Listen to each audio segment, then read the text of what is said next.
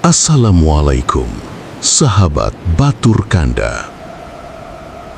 Coba bayangkan sebuah masa di mana pasukan militer terkuat di dunia yang punya meriam jaksana dan baju besi anti peluru tiba-tiba dikunci rapat di dalam benteng mereka sendiri, sampai mereka frustrasi, kelaparan, dan terpaksa mengunyah kulit sepatu mereka sendiri untuk bertahan hidup selama 5 tahun penuh. Tapi, tahu nggak apa yang bikin sejarah dunia benar-benar syok? Saat benteng itu akhirnya menyerah kalah, sang penguasa muda Nusantara ini sama sekali tidak membantai mereka. Beliau justru melakukan satu tindakan tak terduga yang seketika bikin seluruh raja di benua Eropa tertunduk malu, gemetar, sekaligus segan. Siapakah sebenarnya sosok jenius sang penguasa 72 pulau ini? Dan strategi senyap segila apa yang dia gunakan sampai bisa mengusir penjajah tanpa sisa, tanpa harus mengorbankan darah rakyatnya? Tahan nafas kalian, karena jawabannya akan membongkar semua rahasia yang sengaja disembunyikan dari buku sejarah kalian. Halo sahabat Batur Kanda, bagaimana kabar kalian hari ini? Semoga selalu dalam keadaan sehat dan penuh semangat untuk kembali menjelajahi lembaran masa lalu kita yang luar biasa. Kali ini, saya ingin mengajak kalian semua untuk menutup mata sejenak, mengosongkan pikiran dari hiruk-pikuk dunia modern, lalu mengaktifkan mesin waktu imajinasi kita. Kita akan melesat mundur jauh ke belakang, melintasi garis waktu sepanjang 500 tahun, tepatnya menuju era pertengahan abad ke-16. Kita akan mendatangi sebuah tempat di mana bentang alamnya begitu mempesona, namun menyimpan daya tarik yang sangat mematikan bagi bangsa-bangsa di belahan bumi lain. Mari kita bayangkan sebuah masa di mana tatanan ekonomi global tidak dikendalikan oleh minyak bumi, gas alam, ataupun teknologi digital seperti sekarang. Di zaman itu, roda peradaban dunia, kemewahan para raja di Eropa, hingga pergerakan armada laut raksasa justru digerakkan oleh sesuatu yang barangkali saat ini sering kita abaikan di sudut dapur rumah kita. Ya, kita sedang membicarakan rempah-rempah. Di antara sekian banyak jenis tanaman obat dan penyedap masakan, ada satu komoditas yang nilainya benar-benar tidak masuk akal. Segenggam buah kering beraroma tajam bernama cengkeh, kala itu memiliki harga yang jauh lebih mahal daripada sebongkah emas murni dengan berat yang sama di pasar-pasar kota London, Paris, ataupun Lisabon. Cengkeh bukan sekedar bumbu penyedap makanan bagi kaum bangsawan Eropa. Ia adalah simbol status sosial, pengawet daging yang sangat krusial ketika musim dingin ekstrim melanda, sekaligus bahan baku obat-obatan yang diyakini mampu menyembuhkan berbagai penyakit mematikan. Dan tahukah kalian, di mana satu-satunya tempat di seluruh muka bumi ini di mana pohon ajaib tersebut dapat tumbuh subur dengan kualitas terbaik? Jawabannya adalah sebuah pulau vulkanik kecil yang puncaknya seringkali diselimuti awan tipis, berdiri dengan gagah di tengah birunya Samudra Pasifik bagian barat. Itulah Pulau Ternate, sebuah wilayah yang menjadi jantung dari gugusan Kepulauan Maluku yang kelak dijuluki oleh para penjelajah dunia sebagai The Spice Islands atau Kepulauan Rempah-Rempah. Jika kita berdiri di pesisir pantai Ternate pada masa itu, sejauh mata memandang, lereng Gunung Gamalama tampak hijau royo-royo dipenuhi oleh rimbunnya perkebunan cengkeh milik rakyat. Ketika angin laut sepoi-sepoi melewati sela-sela perbukitan, aroma wangi yang khas, manis sekaligus hangat akan tercium dengan sangat jelas memenuhi rongga dada setiap orang yang baru saja mendaratkan kakinya di dermaga. Ternate bukanlah sebuah titik terpencil yang sunyi. Sebaliknya, pelabuhan-pelabuhan di Kesultanan Maritim ini selalu semarak oleh aktivitas perdagangan internasional. Perahu-perahu tradisional dari Jawa, Sumatera, Malaka, Tiongkok, Arab dan Persia berlabuh secara bergantian. Mereka datang membawa kain sutra yang halus, keramik-keramik indah serta perhiasan berharga untuk ditukarkan dengan sang emas hijau yang dipanen oleh para petani lokal. Kehidupan masyarakat Ternate berjalan dengan penuh kedamaian dan kemakmuran di bawah naungan sistem kesultanan yang kokoh, religius sekaligus sangat menghargai adat istiadat leluhur. Sultan yang memimpin dihormati bagai bayangan Tuhan di bumi, yang bertugas menjaga keadilan serta memastikan kemakmuran rakyatnya tetap terjaga. Namun kedamaian yang telah berlangsung selama berabad-abad itu perlahan mulai terusik ketika kabar tentang keberadaan Pulau Surga ini terdengar hingga ke telinga para penguasa di benua Eropa. Nafsu untuk menguasai komoditas berharga ini memicu perlombaan samudra yang sangat ambisius. Bangsa-bangsa barat mulai meluncurkan kapal-kapal kayu raksasa mereka, menembus badai ganas, membelah samudra yang belum pernah dipetahkan demi satu tujuan pasti, menemukan jalan langsung menuju sumber rempah-rempah tanpa harus melewati jalur darat yang mahal dan berbahaya. Hingga akhirnya pada tahun 1512, sebuah pemandangan asing yang belum pernah terlihat sebelumnya muncul di kaki langit perairan Maluku. Di bawah terik matahari khatulistiwa yang menyengat, ombak laut yang tenang perlahan mengantarkan beberapa kapal kayu berukuran raksasa dengan layar-layar besar berlogo salib merah. Itulah armada laut milik bangsa Portugis yang dipimpin oleh seorang nahkoda berpengalaman bernama Francisco Serrao. Dari atas dek kapal mereka, para pelaut asing itu memandang ke arah daratan Ternate dengan mata yang berbinar-binar penuh ketakjuban sekaligus rasa lega yang luar biasa setelah berbulan-bulan terombang-ambing di lautan lepas. Akhirnya, mimpi terbesar kerajaan mereka untuk menyentuh tanah Maluku kini berada tepat di depan mata.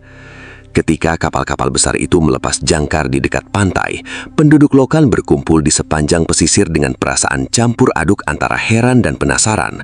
Tak lama kemudian, sekelompok pria berkulit putih turun dari sekoci. Mereka melangkah ke daratan dengan menggunakan baju besi yang berkilau memantulkan cahaya matahari, membawa senjata api laras panjang, serta mengenakan topi-topi baja yang aneh. Inilah momen pertama kalinya masyarakat Ternate menyaksikan secara langsung para tamu berbaju besi dari dunia barat. Bagaimana respon pihak kesultanan saat itu? Sesuai dengan karakter asli bangsa Nusantara yang terkenal ramah, toleran, dan selalu terbuka terhadap pendatang, Sultan Ternate menyambut kehadiran orang-orang Eropa ini dengan tangan terbuka lebar. Pihak istana menganggap mereka sebagai mitra dagang baru yang potensial yang dapat membawa kemakmuran lebih besar bagi pelabuhan kerajaan. Sultan memberikan izin bagi bangsa Portugis untuk tinggal, berdagang, bahkan mendirikan pos keamanan mereka sendiri. Kehangatan dan ketulusan masyarakat pribumi ini benar-benar dimanfaatkan dengan baik oleh para pendatang. Hubungan kerjasama yang awalnya terlihat saling menguntungkan ini perlahan mulai bergeser arahnya. Untuk memperkuat posisi dagang mereka dari ancaman bangsa Eropa saingan seperti Spanyol, Portugis melajukan permohonan untuk membangun sebuah benteng pertahanan permanen. Atas kemurahan hati Sultan, izin tersebut dikabulkan. Maka dimulailah pembangunan sebuah struktur batu yang sangat kokoh di tepi pantai, yang kelak diberi nama Benteng São João Batista, atau yang di kemudian hari lebih akrab di telinga kita sebagai Benteng Castella. Awalnya, tembok-tembok batu yang tinggi itu dibangun dengan dalih untuk melindungi barang-barang dagangan dan keselamatan para pelaut Portugis dari serangan bajak laut atau kekuatan asing lainnya. Namun seiring berjalannya waktu, ketika bangunan fisik benteng itu semakin megah dan meriam-meriam besi berukuran besar mulai menyoncong ke arah lautan dan pemukiman penduduk, fungsi asli dari tempat itu mulai terkuak. Benteng Castella perlahan-lahan berubah wujud menjadi pusat kendali kekuatan militer asing yang sangat mengintimidasi. Masker keramahan yang selama ini dipakai oleh para pejabat Portugis mulai terkelupas, digantikan dengan wajah asli kolonialisme yang penuh dengan keserakahan. Para pendatang berbaju besi ini tidak lagi puas hanya dengan membeli cengkeh secara adil di pasar bebas.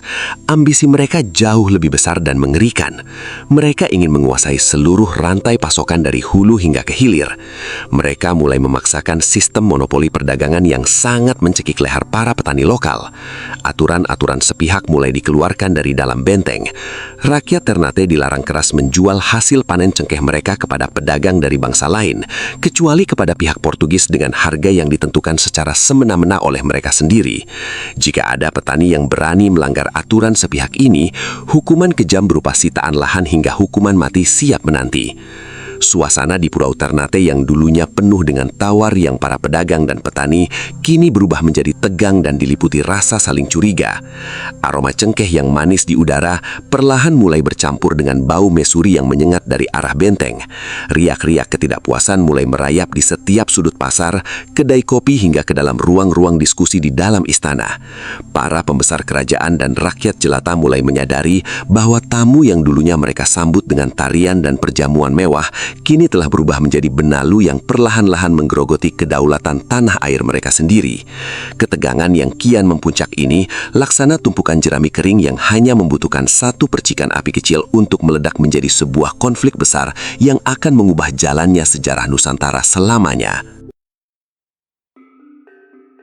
Nah, teman-teman, ketika ketegangan di pasar-pasar Ternate mulai mendidih, tahta kesultanan kala itu dipegang oleh seorang pria yang luar biasa karismatik.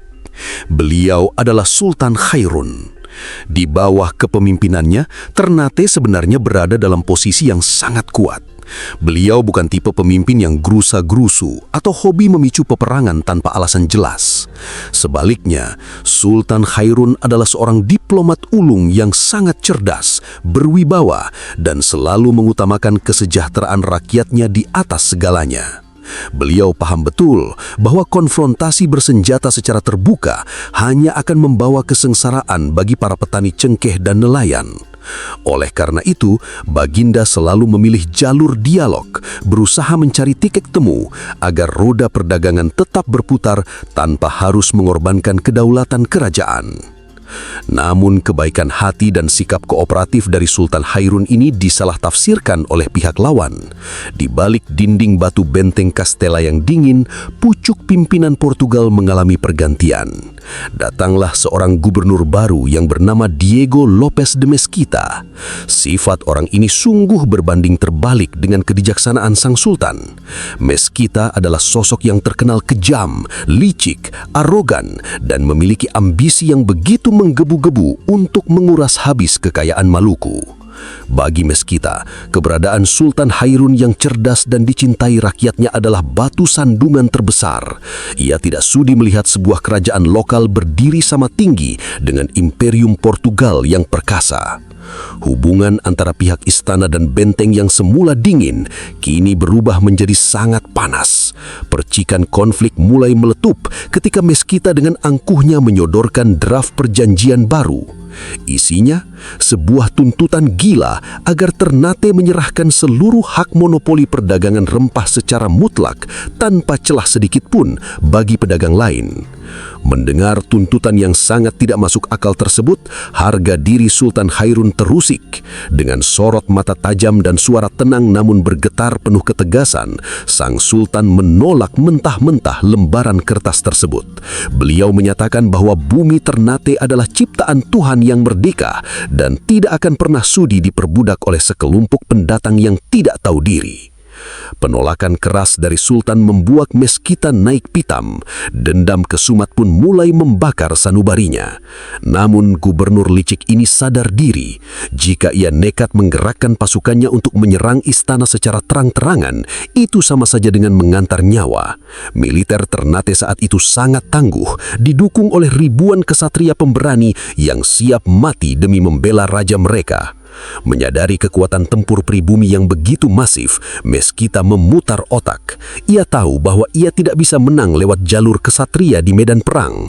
Maka ia memilih jalan pengecut yang paling menjijikkan dalam sejarah: konspirasi dan pengkhianatan. Mari kita geser garis waktu kita ke akhir bulan Februari, tepatnya pada tanggal 28 Februari 1570. Suasana pagi hari itu di Ternate terasa sangat sunyi, seolah-olah alam pun tahu bahwa sebuah tragedi besar sedang mengintai. Sebuah surat resmi berkain sutra dengan segel warna merah dikirimkan oleh utusan Portugal menuju istana kesultanan. Surat itu ditulis langsung oleh tangan Mesquita. Isinya bernada sangat manis, penuh dengan kata-kata sanjungan yang memuji kebijaksanaan Sultan Khairun. Di dalam warkat tersebut, Mesquita mengundang sang raja untuk menghadiri jamuan makan malam eksklusif di dalam benteng Castella. Alasan yang tertulis sungguh mulia, mereka ingin merundingkan kembali butir-butir perjanjian damai yang adil dan menguntungkan bagi kedua belah pihak, sekaligus menyudahi segala ketegangan yang terjadi belakangan ini. Ketika surat itu dibacakan di hadapan para pembesar kesultanan, aura kecurigaan langsung menyeruak memenuhi ruangan haula istana. Para penasihat spiritual, panglima perang, hingga putra mahkota sendiri sudah mencium gelagat yang sangat tidak beres. Salah seorang penasihat senior bahkan berlutut di hadapan sultan sambil memohon dengan sangat, "Wahai Baginda, jangan pernah melangkah ke dalam sarang serigala tersebut.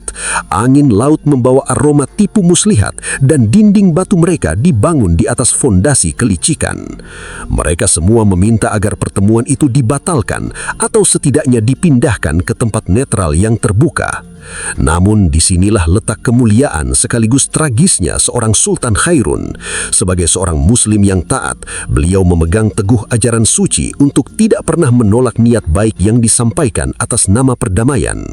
Lagi pula, sebagai seorang raja yang menjunjung tinggi adat sejati Nusantara, pantang baginya untuk menunjukkan rasa takut di hadapan musuh. Beliau tersenyum tenang, menepuk pundak para penasehatnya, lalu berkata bahwa menolak undangan perdamaian hanya akan membuat Ternate terlihat lemah dan pengecut di mata dunia internasional. Baginda dengan tulus percaya bahwa seburuk-buruknya watak manusia, mereka tidak akan berani melanggar hukum adat internasional tentang keselamatan seorang utusan atau kepala negara. Maka keputusan pun diambil. Demi masa depan rakyatnya, demi hilangnya pertumpahan darah di bumi rempah, Sultan Khairun bersedia melangkah ke benteng Kastela. Namun, demi menunjukkan bahwa beliau datang dengan niat suci tanpa ada motif perang, Sultan memutuskan untuk tidak membawa pasukan pengawal pribadinya yang bersenjata lengkap. Beliau hanya memilih ditemani oleh beberapa pelayan setia dan beberapa pejabat istana berpangkat rendah yang tidak membawa senjata tajam sama sekali. Sebuah keputusan yang sangat beresiko, namun lahir dari jiwa seorang pemimpin yang bersih dari rasa khianat. Ketika senja mulai tenggelam di ufuk barat, merubah warna langit Ternate menjadi merah keemasan seperti darah. Iring-iringan kecil Sultan Khairun mulai bergerak meninggalkan istana. Langkah kaki sang pemimpin terdengar konstan, menyusuri jalanan setapak menuju pesisir pantai di mana benteng Kastela berdiri dengan angkuh. Dari kejauhan, obor-obor di atas dinding kubu pertahanan Portugal sudah dinyalakan, meliuk-liuk tertiup angin malam yang dingin. Sesampainya di depan gerbang kayu raksasa berlapis besi milik benteng, para serdadu Portugis menyambut Sultan dengan upacara penghormatan militer yang tampak sangat meyakinkan. Mereka membungkuk hormat, melempar senyum ramah yang ternyata hanyalah topeng murahan. Sultan Khairun dengan langkah tegap penuh karisma melangkah masuk, melewati kolong gerbang batu yang lembab. Namun begitu tumit kaki terakhir pelayan Sultan melewati ambang pintu, tiba-tiba saja terdengar suara gemerincing cantai besi yang ditarik dengan sangat cepat. Brak! Gerbang kayu raksasa itu ditutup dengan bantingan yang luar biasa keras, menggema membelah keheningan malam. Slot besi pengunci langsung dipasang dari luar. Suasana ramah yang tadinya tercipta dalam sekejap mata lenyap tanpa bekas, digantikan oleh sunyi yang mencekam. Sultan Khairun menghentikan langkahnya, menoleh ke belakang, dan seketika itu juga beliau menyadari bahwa dirinya telah melangkah masuk ke dalam jebakan maut yang tidak ada jalan keluarnya lagi. Suasana di dalam ruangan pertemuan benteng Kastela mendadak berubah sedingin es. Tidak ada hidangan lezat di atas meja, tidak ada pula senyum ramah yang menyambut. Yang berdiri di sana hanyalah Diego Lopez de Mesquita bersama kepungan barisan serdadu asing berkulit pucat yang tatapannya kosong tanpa rasa kemanusiaan. Sultan Khairun langsung mengerti bahwa takdirnya hari itu telah dikunci oleh kelicikan musuh. Namun, sebagai seorang penguasa sejati, tidak ada sedikit pun gurat ketakutan di wajah Baginda. Beliau tetap berdiri tegak, menatap lurus ke arah sang gubernur dengan pandangan penuh penghinaan terhadap mentalitas pengecut bangsa Eropa tersebut. Sebelum sepatah kata pun sempat terucap dari bibir sang sultan, sebuah aba-aba rahasia diberikan melalui kerlingan mata Mesquita. Dari balik kegelapan pilar batu, seorang prajurit bayaran bernama Antonio Pimentel melangkah mengendap-endap. Tanpa peringatan, sebuah belati panjang yang berkilau tajam ditikamkan dengan sekuat tenaga dari arah belakang, menembus dada pemimpin bijaksana tersebut. Jelas, darah segar berwarna merah pekat langsung membasahi pakaian kebesaran kesultanan yang mulia.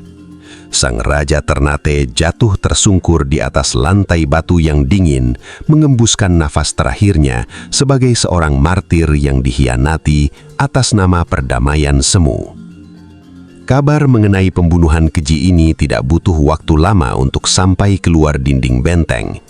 Begitu jeritan pelayan setia yang berhasil lolos terdengar di sepanjang jalanan kota, badai duka langsung menerpa seluruh penjuru pulau. Bayangkan teman-teman, seketika itu juga aktivitas di pasar terhenti total. Perempuan-perempuan paruh baya bersimpuh di tanah sambil menangis histeris, sementara para pria mengepalkan tangan mereka hingga buku-buku jarinya memutih. Ratapan pilu mengalun dari setiap rumah, memecah keheningan malam yang mencekam. Pemimpin yang selama ini menjadi pelindung, sosok ayah bagi seluruh rakyat Maluku, telah gugur dengan cara yang sangat tidak terhormat di tangan para pendatang asing yang tidak tahu adat. Di tengah gelombang kesedihan yang nyaris meruntuhkan mental bangsa tersebut, kita beralih ke dalam haula istana. Di sana, dikelilingi oleh jajaran panglima perang yang tertunduk lesu, berdiri sesosok pemuda tegap dengan raut muka yang salat pucat. Beliau adalah Kaicil Baab, sang putra mahkota yang kini harus menerima kenyataan pahit bahwa ayahanda tercintanya telah tiada. Ketika jenazah Sultan Hairun akhirnya berhasil dievakuasi dan dibaringkan di atas ranjang kebesaran istana, Kaicil Baab melangkah mendekat dengan tubuh yang gemetar hebat. Air mata pemuda itu menetes membasahi kain kafan yang membungkus jasad sang ayah. Kehilangan ini terasa begitu menghantam lubuk hatinya yang paling dalam. Selama beberapa saat, suasana di dalam ruangan itu begitu hening, hanya menyisakan suara isak tangis yang tertahan dari para kerabat kerajaan. Kaicil Baab menyentuh tangan ayahnya yang sudah sedingin marmer, mengingat kembali segala nasihat bijak dan pelukan hangat yang kini telah menjadi kenangan abadi. Namun, kesedihan yang mendalam tidak boleh memenjarakan jiwa seorang calon pembebas. Perlahan tapi pasti, air mata yang membasahi pipinya mengering, digantikan oleh sorot mata yang mendadak berubah menjadi sangat tajam, seperti elang yang siap menerkam mangsa. Emosi sedih yang meratap di dalam dada Kaicil Baab kini telah bermutasi menjadi sebuah energi amarah yang luar biasa besar. Beliau berdiri tegak, berbalik menghadap ke arah ratusan pembesar kesultanan, pemuka agama, dan kepala suku yang sedang berkumpul di haula istana. Aura kepemimpinan yang masif tiba-tiba saja memancar dari tubuhnya, membuat seluruh ruangan yang tadinya bising oleh isak tangis mendadak senyap seketika. Pemuda ini tahu, jika saat ini mereka terpuruk dalam duka yang berlarut-larut, maka habislah masa depan Ternate di bawah telapak kaki penjajah.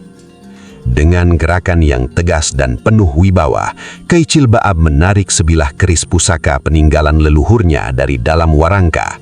Logam pamor keris itu berkilau memantulkan cahaya obor istana, memancarkan aura magis yang membakar keberanian siapa saja yang melihatnya.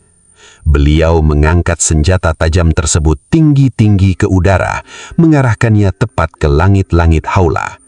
Dengan suara yang menggelegar, bergetar hebat menahan gemuruh amarah yang meledak-ledak dari dalam dadanya, beliau mengumandangkan sebuah ikrar yang legendaris. Wahai bumi Ternate, wahai leluhur dan seluruh rakyatku, demi Allah yang menggenggam jiwaku, saya bersumpah di hadapan jenazah ayahandaku. Air mata duka hari ini adalah tetesan terakhir yang keluar dari mata bangsa kita. Mulai detik ini, tidak akan ada kata damai, tidak akan ada negosiasi, dan tidak akan ada ampun bagi orang-orang Feringgi yang biadab itu. Darah ayahku harus dibayar dengan kebebasan mutlak tanah air kita. Saya tidak akan pernah meletakkan senjata ini sebelum setiap jengkal tanah Nusantara bersih dari telapak kaki para pengkhianat berbaju besi. Mendengar sumpah darah yang begitu menggetarkan Sukma tersebut, seluruh panglima perang dan kepala suku serentak berdiri dari duduknya.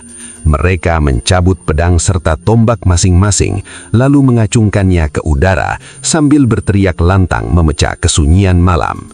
Semangat perlawanan yang tadinya sempat padam akibat kedukaan, kini menyala kembali dengan kobaran yang jauh lebih dahsyat.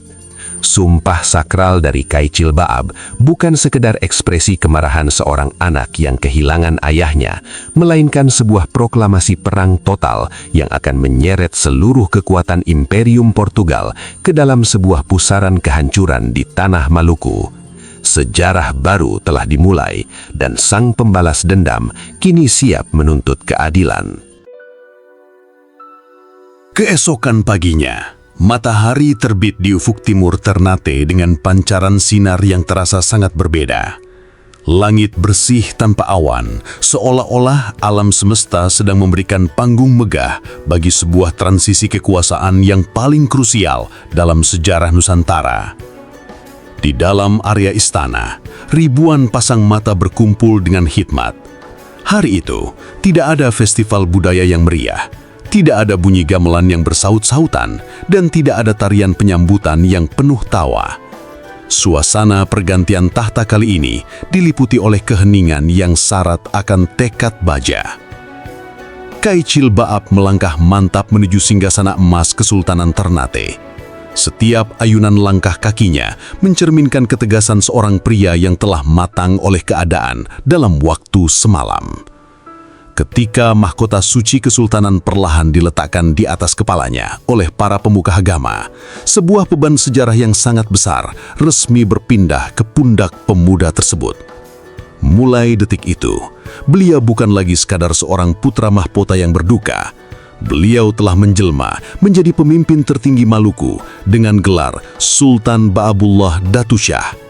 Nama Baabullah sendiri memiliki arti yang sangat mendalam, yaitu pintu Allah, sebuah perlambangan bahwa kepemimpinannya akan menjadi jalan pembuka bagi tegaknya keadilan dan runtuhnya kezoliman asing. Begitu mahkota terpasang sempurna, Sultan Baabullah langsung berdiri dari singgasananya. Beliau tidak duduk santai menerima sembah sujud dari para bawahannya, melainkan langsung berjalan ke arah beranda istana yang menghadap langsung ke alun-alun tempat rakyatnya berkumpul. Dengan pandangan mata yang menyapu bersih seluruh lautan manusia di bawahnya, sang sultan muda mengumandangkan sebuah maklumat yang menggetarkan jiwa. Beliau secara resmi menyerukan perang suci atau jihad total terhadap seluruh kekuatan Portugal di bumi Maluku. Bagi Sultan Baabullah, seruan ini bukan sekadar urusan memperebutkan keuntungan dagang cengkeh belaka. Ini adalah urusan harga diri yang paling mendasar sebagai manusia merdeka. Baginda menegaskan kepada rakyatnya bahwa menjajah, menindas, dan membunuh pemimpin berdaulat adalah tindakan yang menginjak-injak hukum Tuhan. Oleh karena itu, melawan tirani Portugal adalah sebuah kewajiban suci yang nilainya setara dengan ibadah. Suara sang sultan yang nyaring dan berwibawa menggelegar ke setiap sudut alun-alun, membakar simpul-simpul keberanian yang sempat membeku di dalam dada setiap orang yang mendengarnya. Namun, Sultan Baabullah adalah seorang pemimpin yang visioner. Beliau sadar betul bahwa semangat yang membara saja tidak akan cukup untuk meruntuhkan dinding batu benteng Eropa yang dilengkapi dengan teknologi meriam mutakhir. Ternate adalah kerajaan yang kuat, tetapi untuk menghadapi kekuatan global sekelas Portugal, mereka membutuhkan sesuatu yang jauh lebih besar, sebuah persatuan yang tak tergoyahkan dari seluruh persaudaraan kepulauan. Disinilah kecerdasan taktis dan karisma diplomatik Sultan Baabullah benar-benar bersinar terang. Langkah strategis pertama yang beliau lakukan adalah mengabaikan ego sektoral dan melupakan segala perselisihan lama dengan kerajaan-kerajaan tetangga. Kita tahu, dalam lembaran sejarah sebelumnya, Ternate seringkali terlibat persaingan sengit dengan Kesultanan Tidore, Bacan, dan Jailolo untuk memperebutkan pengaruh di wilayah Maluku. Namun, Sultan Ba'abullah melihat melampaui sekat-sekat konflik lama tersebut. Beliau langsung mengirimkan utusan-utusan khusus yang membawa misi perdamaian dan persatuan ke istana para sultan tetangga tersebut. Utusan Sultan Ba'abullah membawa pesan yang sangat menyentuh hati. Kulit kita sama-sama gelap, darah kita sama-sama Nusantara, dan tanah kita sama-sama diinjak oleh sepatu laras bangsa asing. Jika kita terus bertengkar sendiri, maka mereka akan tertawa dan perlahan-lahan menghancurkan kita satu persatu. Mari kita bersatu, ikat erat tali persaudaraan, dan hadapi musuh bersama yang ada di depan mata. Pesan yang penuh dengan ketulusan dan visi besar ini ternyata berhasil meruntuhkan dinding keangkuhan yang selama ini memisahkan kerajaan-kerajaan di Maluku. Sultan Tidore, Sultan Bacan, dan Sultan Jailolo menyambut hangat ajakan tersebut. Mereka menyadari bahwa Sultan Ba'abullah adalah sosok pemimpin masa depan yang mampu menyatukan visi mereka. Tidak hanya kerajaan besar, suku-suku pedalaman di Halmahera yang terkenal dengan ketangguhan berburunya, serta para pelaut ulung dari Kepulauan Sula dan Papua, turut menyatakan sumpah setia untuk berdiri di belakang panji perang Sultan Ba'abullah. Sebuah koalisi maritim raksasa yang belum pernah terjadi sebelumnya dalam sejarah kawasan tersebut, kini telah terbentuk. Respon dari seruan jihad dan persatuan ini sungguh luar biasa masif. Dari hari ke hari, pelabuhan Ternate dipenuhi oleh kedatangan perahu-perahu perang dari berbagai penjuru pulau. Ribuan pemuda sukarelawan datang mengalir tanpa henti, membawa senjata andalan mereka masing-masing, mulai dari tombak panjang, busur panah beracun, hingga parang salawaku yang tajam.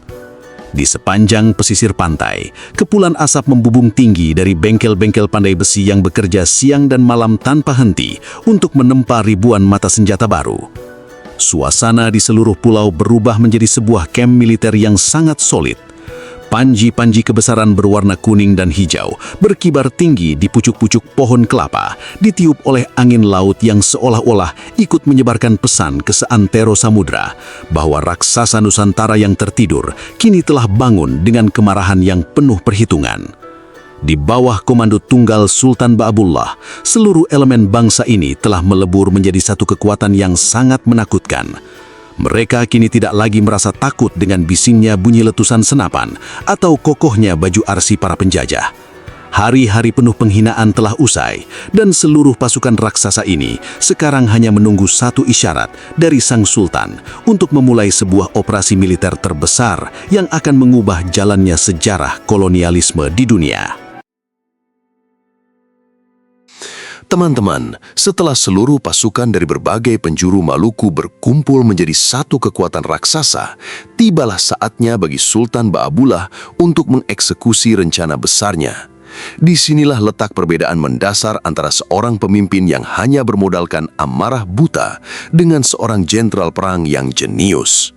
Sultan Ba'abullah sangat tahu bahwa emosinya yang membakar akibat kematian sang ayah tidak boleh merusak logika taktis di medan pertempuran. Beliau tidak mau gegabah.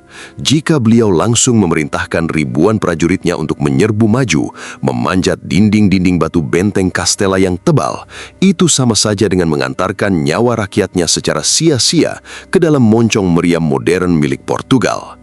Bayangkan saja, benteng São João Baptista atau Kastela itu bukan cuma sekedar bangunan batu biasa. Tempat itu dirancang oleh arsitek militer Eropa terbaik pada masanya, dilengkapi dengan parit-parit perlindungan yang dalam, serta barisan meriam kaliber besar yang siap memuntahkan peluru besi panas ke segala arah. Menyerangnya secara frontal adalah sebuah tindakan bunuh diri massal.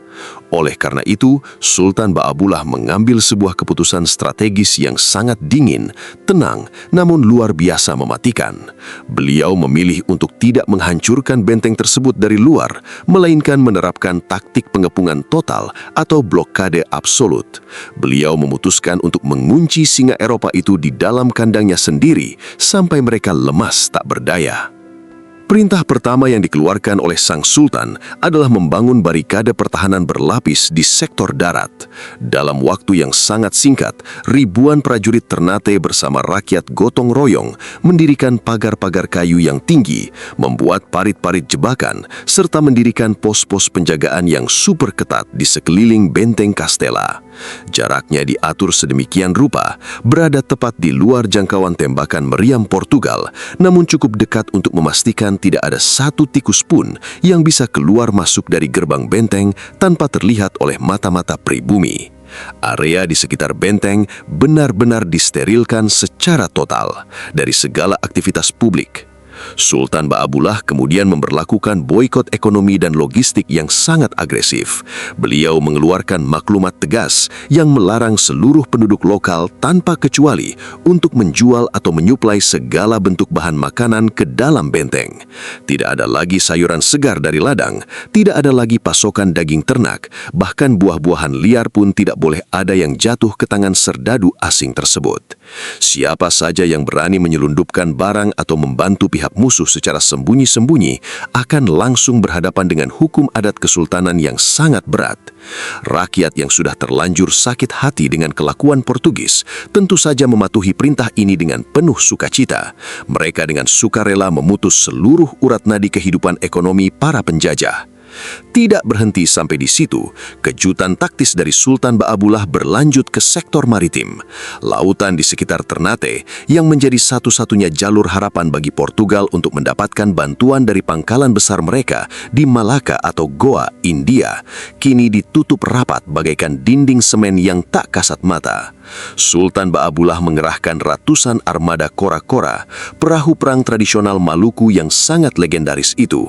Kora-kora adalah kapal yang luar biasa aerodinamis, ramping, ringan, dan digerakkan oleh puluhan pendayung terlatih yang sanggup melesat secepat kilat di atas gelombang laut.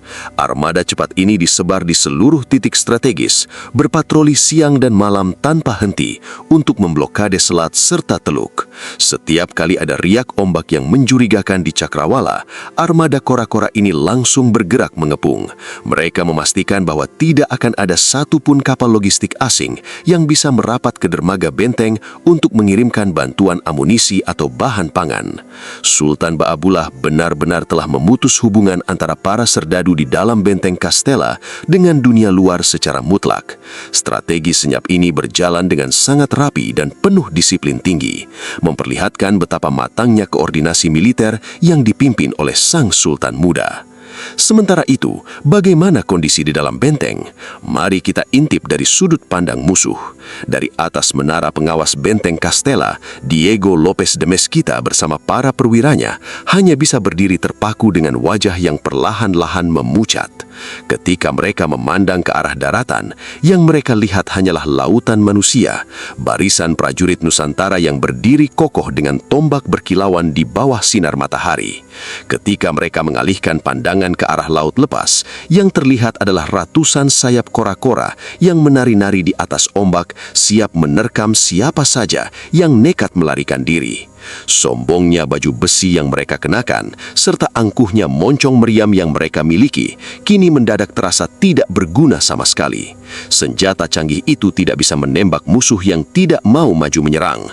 Mereka baru menyadari bahwa taktik sunyi dari Sultan Ba'abullah ini jauh lebih mengerikan daripada serbuan ribuan pasukan bersenjata.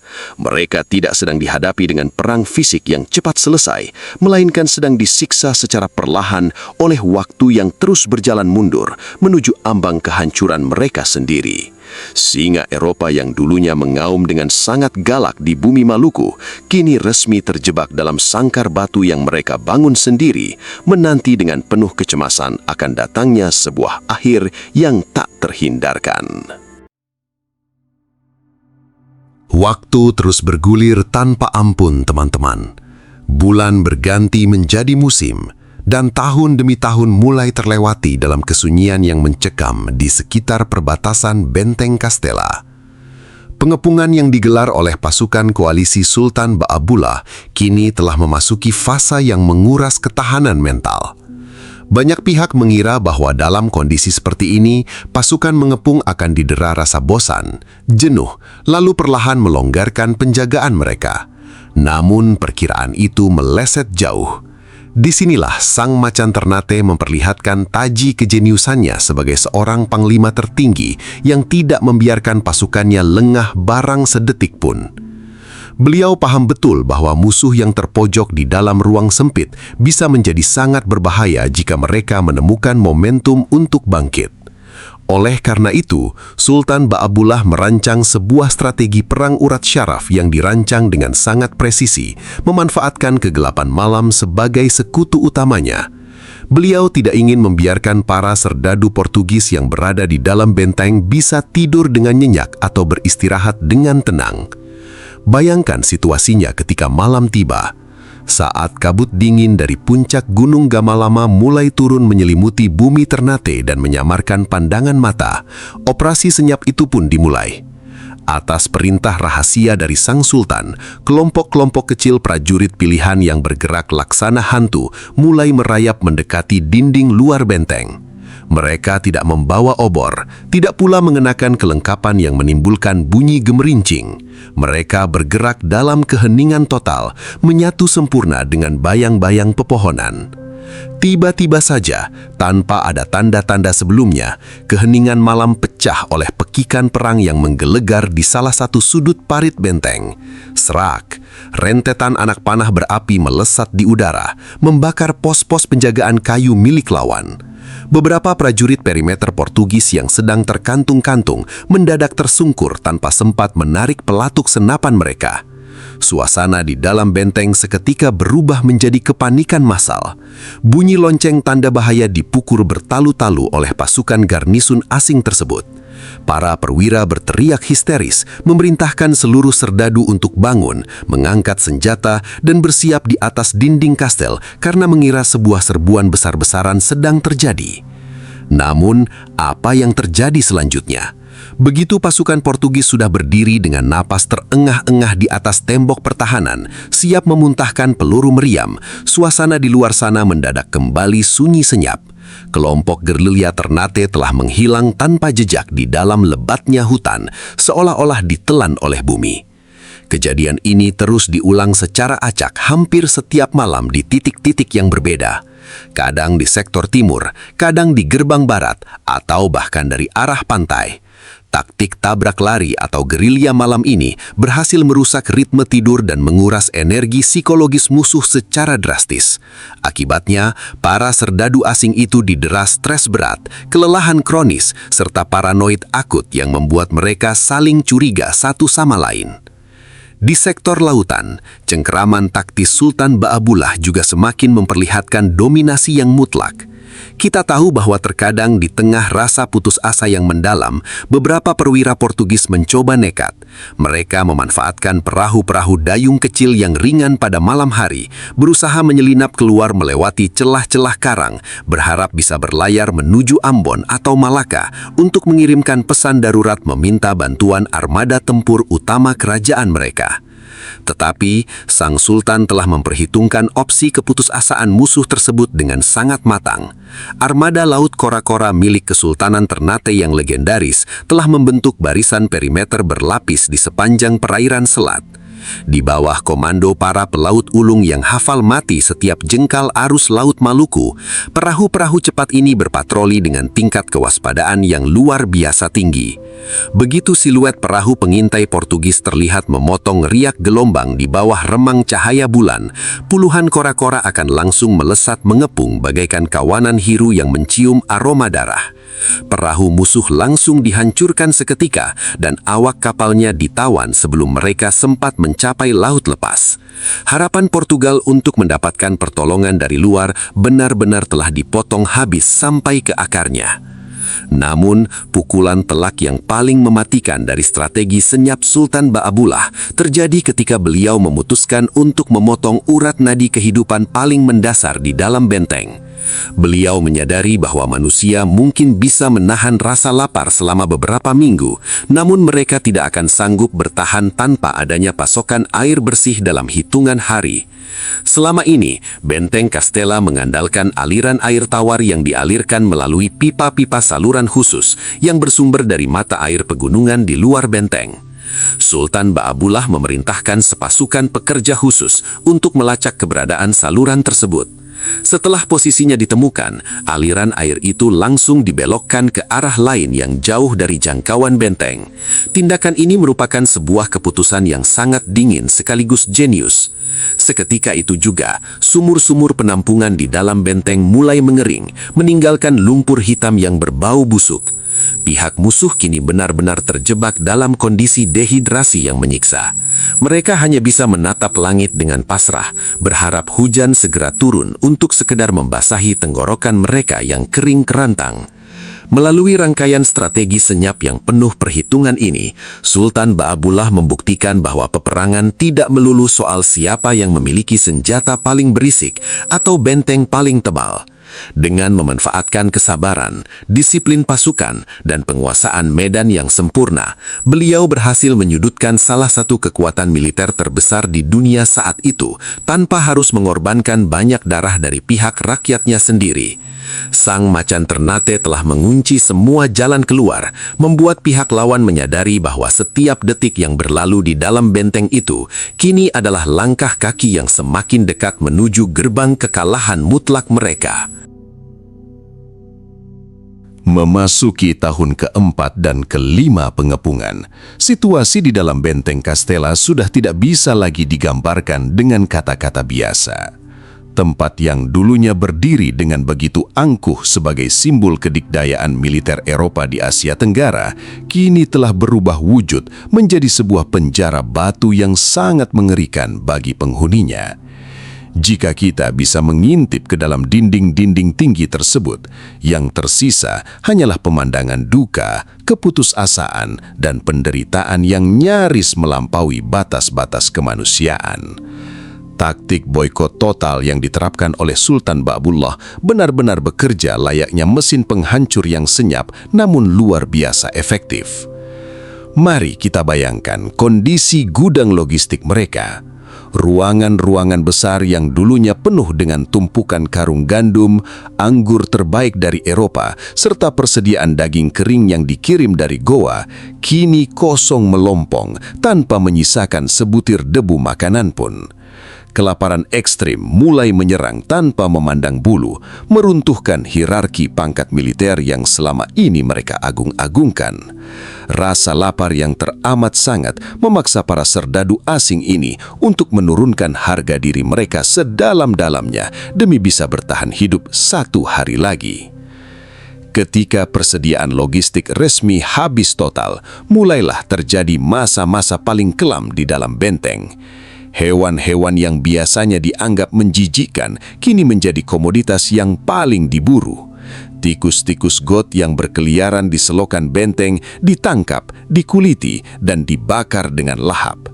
Kucing-kucing peliharaan hingga anjing penjaga lenyap satu persatu dari pandangan karena berakhir di dalam kuali darurat. Ketika hewan-hewan tersebut sudah habis tak bersisa, para prajurit kolonial ini terpaksa melakukan hal yang di luar nalar.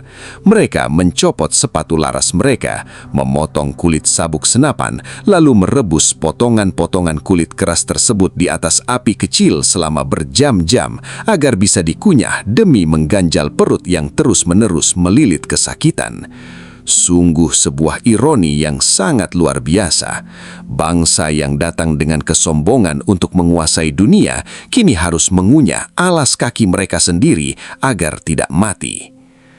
Kondisi ini diperparah dengan krisis air bersih yang sangat akut setelah Sultan Ba'abullah membelokkan mata air pegunungan.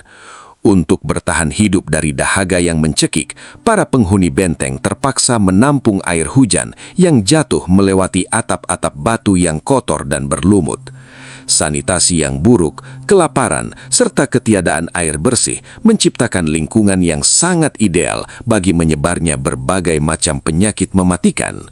Wabah busung lapar, disentri, beri-beri, hingga malaria mulai meruyak dengan sangat cepat dari satu barak ke barak lainnya.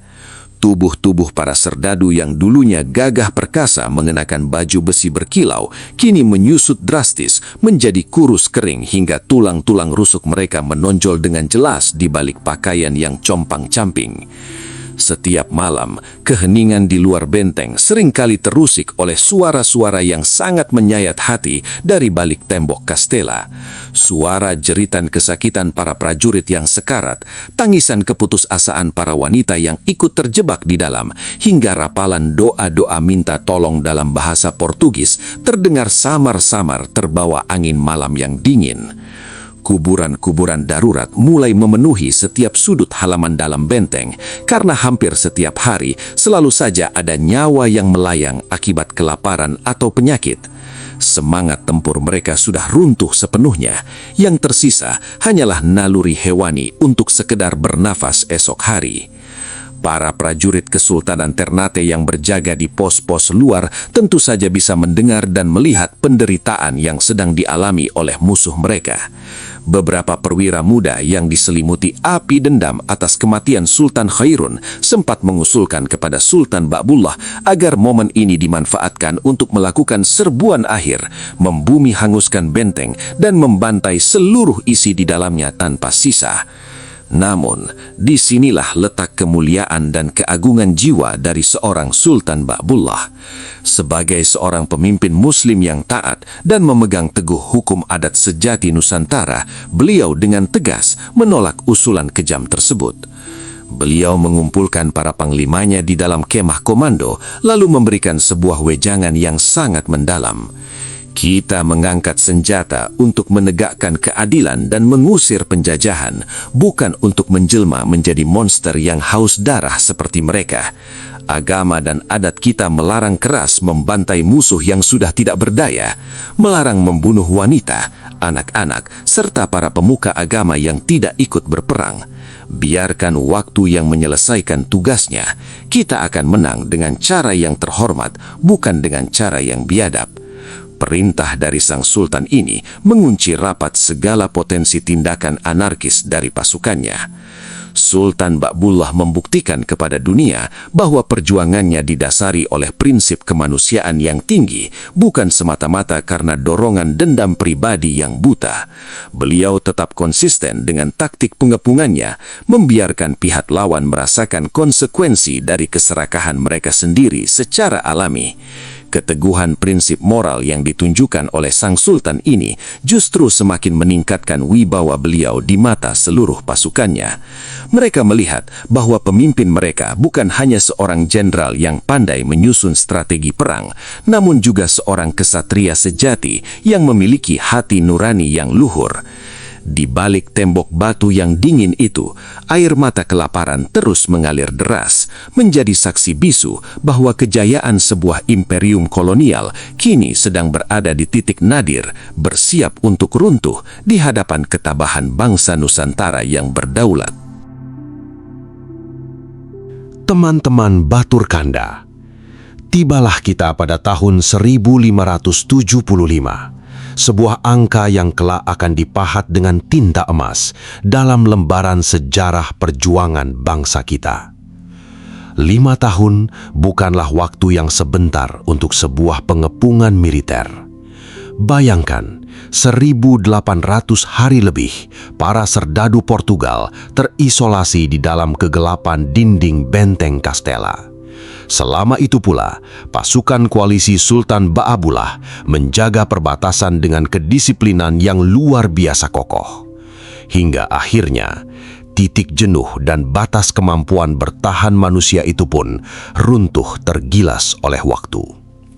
Pada suatu pagi yang cerah, ketika kabut tipis perlahan mulai terangkat dari permukaan laut, sebuah pemandangan yang telah lama dinantikan akhirnya muncul di menara tertinggi benteng Castella.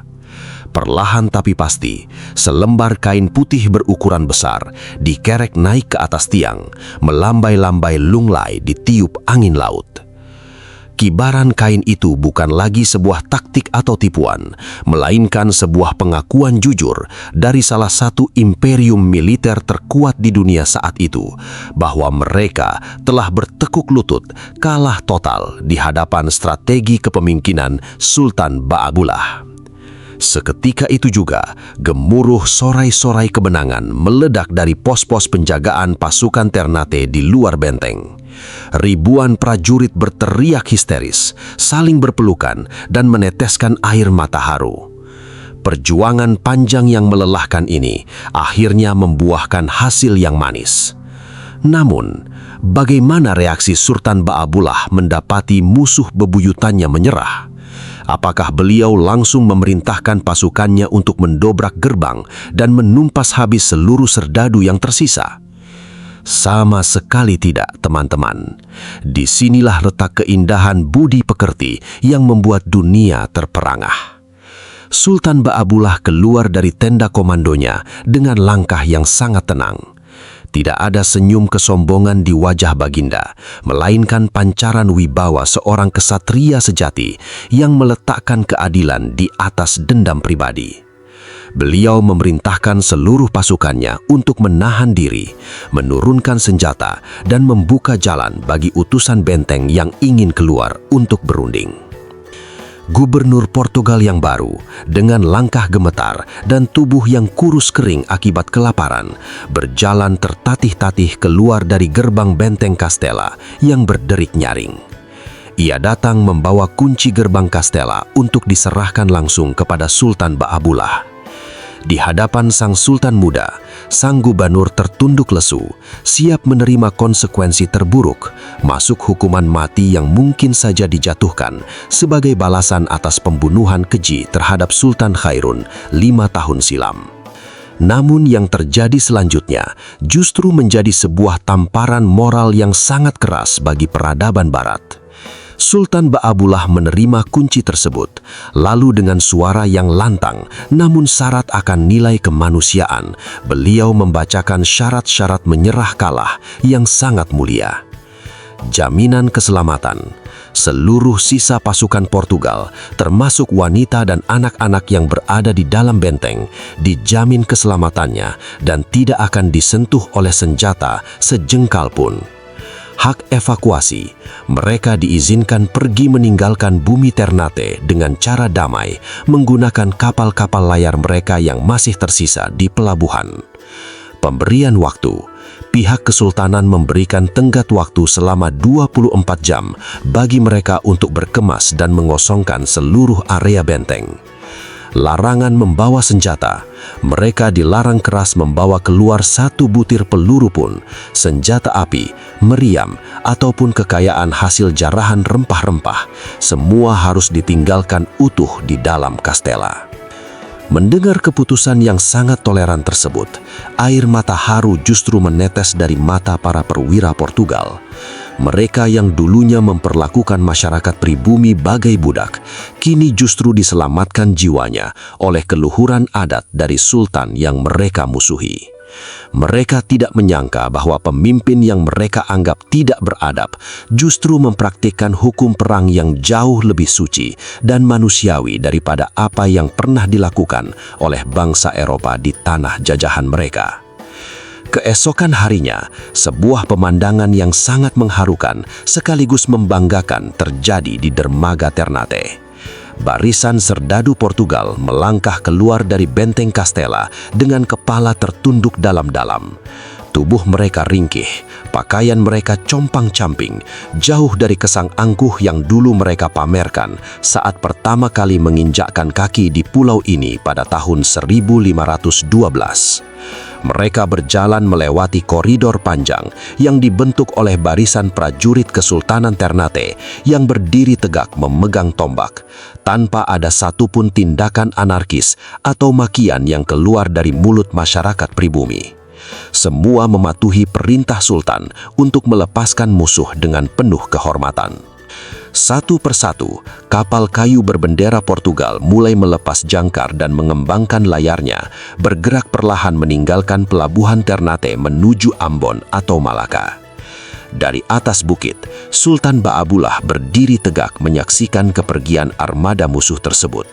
Angin laut mengibarkan jubah kebesarannya, membawa pergi segala kenangan pahit masa lalu. Hari itu, bumi Ternate secara resmi bersih seluruhnya dari cengkeraman penjajah. Kemenangan tanpa pertumpahan darah ini membuktikan kepada seluruh dunia barat bahwa bangsa Nusantara bukan sekedar bangsa yang pandai bertarung, melainkan sebuah peradaban luhur yang memiliki martabat tinggi. Sultan Ba'abullah telah menuntaskan sumpah darahnya kepada sang ayah dengan cara yang paling elegan dan terhormat. Beliau berhasil mengusir penjajah dari tanah kelahirannya, bukan dengan cara menjelmai menjadi monster yang kejam, melainkan dengan cara menegakkan keadilan sejati yang membikin musuh-musuhnya tertunduk malu sekaligus segan. Setelah bendera putih berkibar dan kapal terakhir bangsa Portugal hilang di balik garis kacawala, suasana di pulau vulkanik ini benar-benar diliputi oleh euforia yang luar biasa. Rakyat berpesta, memanjatkan syukur kepada Yang Maha Kuasa atas kembalinya kemerdekaan yang sempat terenggut selama puluhan tahun. Namun, sahabat Batur Kanda, bagi seorang pemimpin visioner sekelas Sultan Ba'abullah, kemenangan gemilang di Benteng Castella bukanlah akhir dari sebuah perjuangan.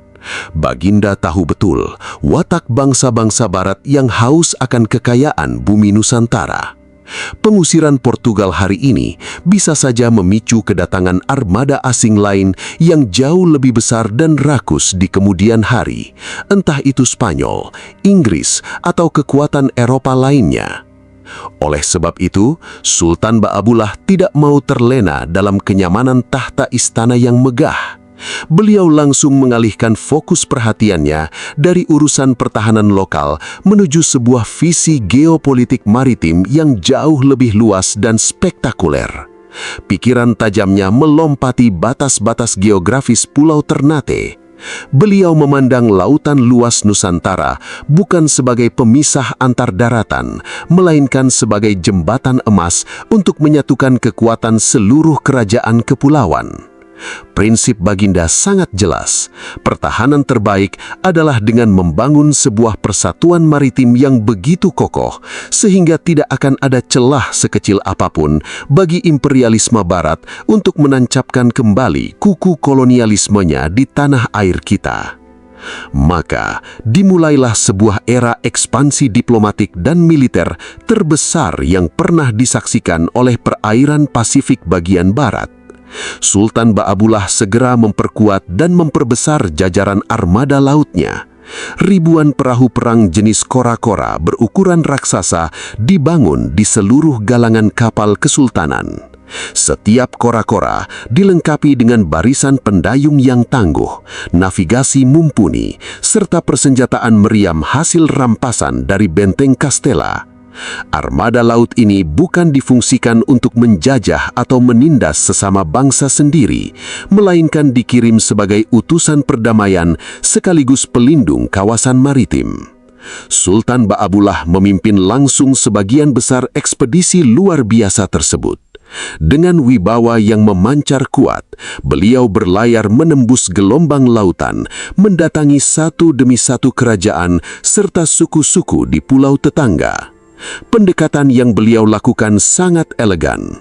Baginda tidak mengandalkan pertumpahan darah atau pemaksaan kehendak, melainkan menggunakan diplomasi kebudayaan, ikatan pernikahan politik, serta kesamaan visi tentang masa depan Nusantara yang berdaulat. Beliau menyadarkan para penguasa lokal bahwa ancaman nyata di masa depan datang dari luar samudra, dan satu-satunya cara untuk selamat adalah dengan berdiri bersama di bawah satu komando yang solid. Hasil dari kejeniusan diplomasi maritim ini sungguh mencengangkan dunia internasional kala itu. Satu persatu wilayah di kepulauan sekitar mulai menyatakan sumpah setia dan meleburkan diri ke dalam konfederasi besar bentukan Ternate. Pengaruh kekuasaan Sultan Ba'abullah membentang luas tanpa tanding. mulai dari wilayah Kepulauan Maluku secara menyeluruh, menyisir ke arah barat laut menuju Sulawesi Utara, Gorontalo, Sulawesi Tengah, hingga merambah ke sebagian besar wilayah kepulauan di Filipina bagian selatan, seperti Mindanao, Sulu, dan Sangir Talaut.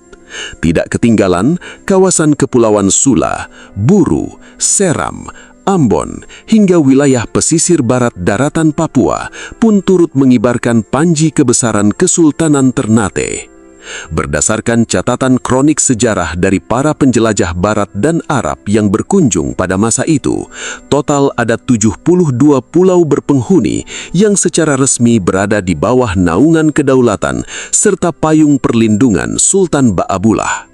Prestasi spektakuler inilah yang kemudian membuat nama beliau harum di seantero dunia dengan julukan agung Sang Penguasa 72 Pulau. Beliau berhasil menciptakan sebuah keaisaran maritim Islam terbesar di kawasan timur Nusantara, sebuah capaian kekuasaan absolut yang belum pernah dicapai oleh pemimpin manapun sebelum era beliau. Di bawah panji kepemimpinan Sang Penguasa 72 Pulau, seluruh kawasan Indonesia Timur mengalami masa kejayaan emas yang sangat gemilang. Roda perekonomian dan jalur perdagangan rempah-rempah kembali bergairah dengan suasana yang sangat adil dan terbuka bagi siapa saja. Keangkuhan sistem monopoli sepihak milik bangsa Eropa kini telah hancur lebur, digantikan dengan aturan pasar bebas yang menghargai jerih payah para petani pribumi. Kapal-kapal dagang dari berbagai belahan bumi, mulai dari tanah Jawa, Sumatera, Semenanjung Melayu, Daulah Utsmani di Turki, para saudagar Arab hingga pelaut dari Tiongkok, datang silih berganti memenuhi pelabuhan-pelabuhan Ternate dengan rasa aman yang sangat tinggi. Kemakmuran melimpah ruah mengalir ke setiap sudut pemukiman rakyat. Pajak hasil dagang digunakan oleh Sultan Ba'abullah untuk membangun infrastruktur kerajaan, mempercantik bangunan masjid, serta meningkatkan kesejahteraan sosial masyarakat. Ibu kota kesultanan berubah wujud menjadi sebuah kota kosmopolitan yang sangat modern pada abad ke-16, di mana berbagai suku bangsa dapat hidup berdampingan dengan damai penuh toleransi. Kekuatan militer Ternate pun diakui sebagai salah satu yang tertangguh di wilayah Asia Tenggara, membuat nyali para gubernur Spanyol di Manila atau sisa-sisa kekuatan Portugal di Malaka berdetar ketakutan setiap kali mendengar nama Sultan Ba'abullah disebut. Melalui seluruh pencapaian luar biasa di bab ini, Sultan Ba'abullah sukses membuktikan sebuah kebenaran sejarah yang sangat fundamental kepada dunia internasional, bahwa bangsa Nusantara bukanlah bangsa yang lemah atau inferior.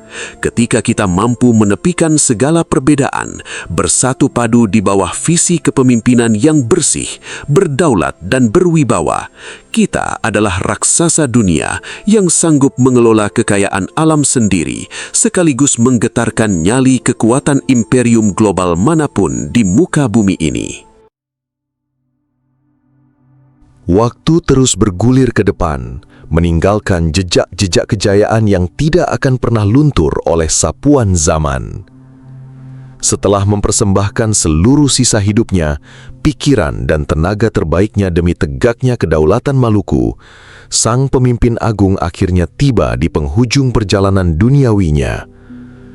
Pada tahun 1583, sebuah berita duka kembali menyelimuti langit timur Nusantara dengan rona kesuraman yang mendalam.